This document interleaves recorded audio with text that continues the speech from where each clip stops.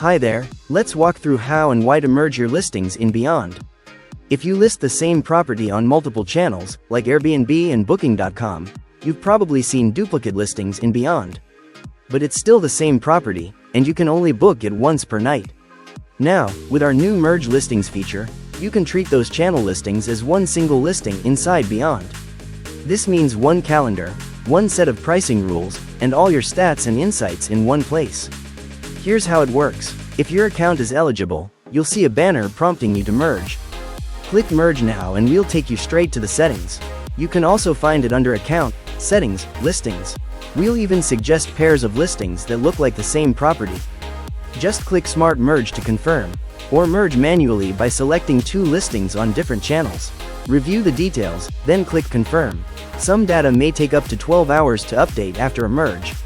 That's normal. Once merged, you'll see a single listing in Beyond, with aggregated stats and a unified calendar across channels.